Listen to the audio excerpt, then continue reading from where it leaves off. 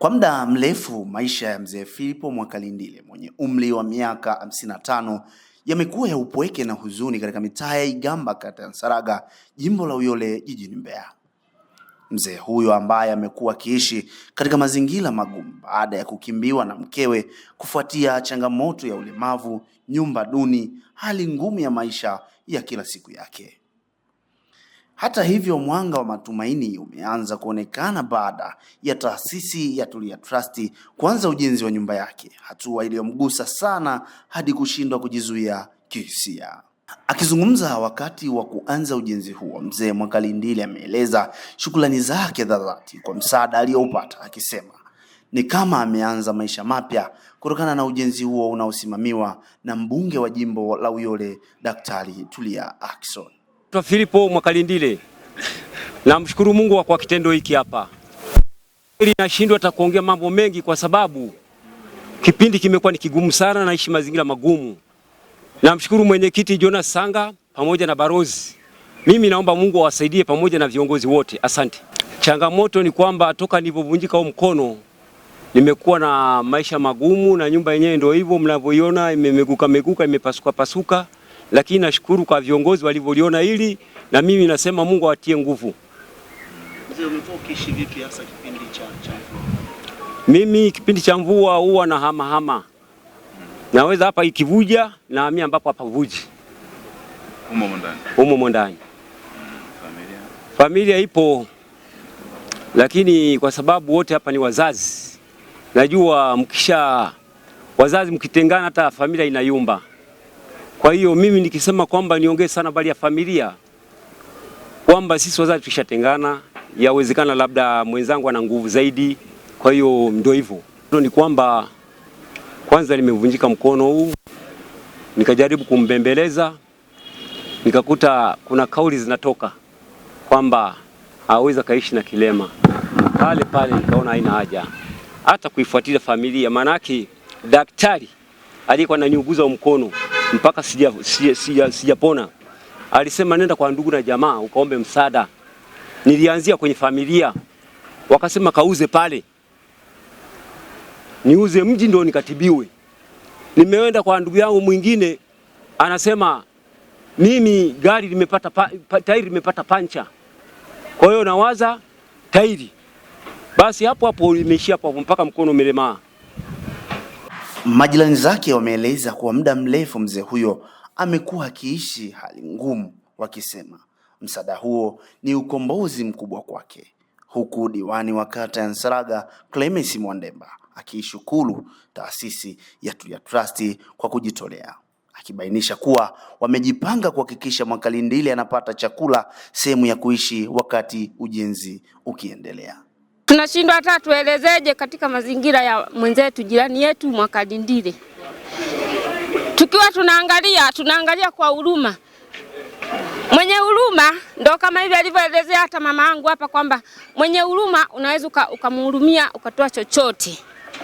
Sio kwamba na yeye alipenda hakupenda. Ila tunaona uchungu. Muda mwingine anatafuta hata kachumvi akipewa kamboga huko anaona hata chumvi ya kunga hamna, kwamba jirani labda una kachumvi. Mimi siku moja ananiambia chumvi, nilijisikia uchungu, lakini hatuna namna ya kusema tunaweza tukamsaidia kikubwa zaidi. Hatuna. Mungu aliyewatuma kwa kumsaidia huyu baba, tunashukuru jamani. Tunashukuru, muendelee hata kuangalia hata wengine. Wazazi si kwamba walivyotuzaa, sio kwamba walipenda wawe hivyo, ila ni maisha tu ambayo yanatusumbua. Mimi ni jirani yake na Philipo Mwakalindile. Mwakalindile ana maisha magumu. Kipindi alikuwa anaishi na mke wake, mwanamke ndo alikuwa mtafutaji. Lakini baada ya kuona maisha alivyovunjika mkono Mwakalindile, ndipo ndo ilipoanza kuyumba. Ilivyoyumba ndoa Mwakalindile, ndipo maisha magumu yalivyoanza kumwandama Mwakalindile. Mwakalindile anaishi kwa shida. Mwakalindile ukija kumtembelea utakuta melala, hana hata mboga. Ukiwa na huruma nampa tuunga na tumboga, anapata tabu sana kusonga hata ugali kwa sababu huu mkono wake huu umevunjika, mifupa iko nje. Ule mkono ule umeshikiliwa na tumishipa tuwili Hata mkiutizama ule mkono ni mkono ambao kwa kweli ni mkono wa kutisha. Lakini kwa vile Mungu ni mwema, majirani wa hapa hawajamwacha Mwakalindile, wanaendelea kumhudumia Mwakalindile kulingana na jinsi Mungu anavyowabariki. Tunamlisha Mwakalindile kulingana na jinsi utakavyobarikiwa. Hakuna mtu permanent ambaye anamlea Mwakalindile. Mwakalindile analelewa na jamii. Mtu ambaye umetembelewa na uchungu, basi unaenda kuchukua tuunga unampa Mwakalindile kwamba bwana, kwa siku ya Mwakalindile koroga tuuji, pika tuchai. Ndio maisha ya Mwakalindile yalivyo. Na nyumba ya Mwakalindile inakuwa ni nyumba mnavyoiangalia huku nje, lakini ukiangalia ndani kipindi cha mvua, Mwakalindile huwa anasimama. Unamkuta kabisa amesimama, unakuja kumsalimia, anasema hamna mahali pa kulala. Nyumba yote inavuja, bati zote zimetobolewa, zimeisha. Nyumba ya Mwakalindile imefungwa na waya. Amepiga nyaya ndio akafunga huko angalau siku ziishe, lakini ndugu wanakuwa wazuri pale unapokuwa na nafasi. Kipindi kile Mwakalindile anajishughulisha, alikuwa sio mdhaifu. Alikuwa ni baba mtafutaji, anafanya vibarua, anapata hela ya riziki, anaishi na watoto wake vizuri. Lakini shetani alipompitia Mwakalindile alivunjika ile mkono, ndipo maisha yalivyobadilikia. Mimi namshukuru sana ndugu yetu, mama yetu Tulia, pamoja na kwamba ni mtoto kwetu. Nguti Kiara Antole, mama kwetu Tulia. Hawa watu ni adimu sana kuwapata. Ni watu hadimu sana.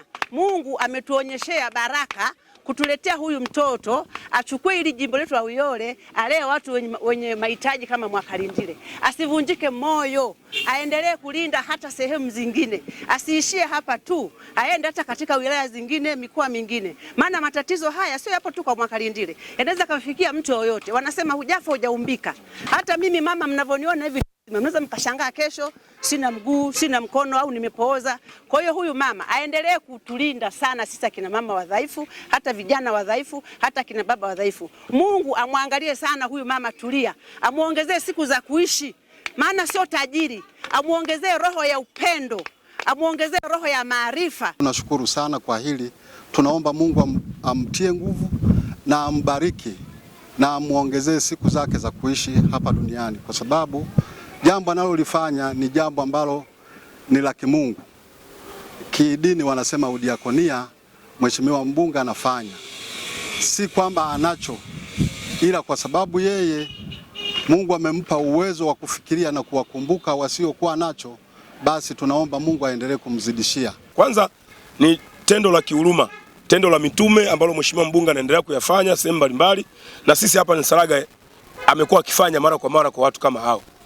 Lakini pia kubwa zaidi namna ambavyo ameendelea kugusa maisha ya wananchi wanyonge, wananchi wenye hali ya chini. Kama hapo kwa mzee wetu leo anakwenda kupata tabasamu baada ya mwezi mmoja, na ametaabika miaka mingi.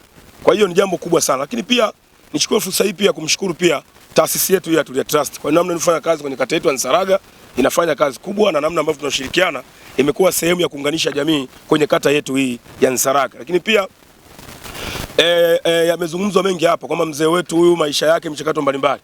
Mimi kama mheshimiwa diwani kwa kipindi hiki ambacho mheshimiwa mbunge anakwenda kumjengea nyumba huyu mzee wetu, mimi basi kazi yangu kubwa ndani ya siku hizi 30 na mwezi kadhaa hii, basi mzee wetu nitakuwa namgaramia, nitalipia nyumba ambayo atatakiwa aishi mzee wetu, kupisha kubomoa hii nyumba ili waweze kama sehemu ya kumsaidia mheshimiwa mbunge ambapo anamjengea nyumba huyu mzee wetu. Lakini pia kwenye masuala mengine ya vyakula, maana mzee anatakiwa kuanzia anavyoanza kujengewa nyumba, anatakiwa aanze kutabasamu, aendelee kuishi yale maisha ambayo yeye mwenyewe anakuwa na enjoy na mchakato mbalimbali. Kwa hiyo mzee wangu atakuwa hapati tabu yoyote. Kwa upande wake, afisa habari msaidizi wa taasisi ya Tulia Trust Adi Kalinjila amesema lengo la taasisi hiyo ni kubadili maisha ya watu wenye uhitaji kwa vitendo.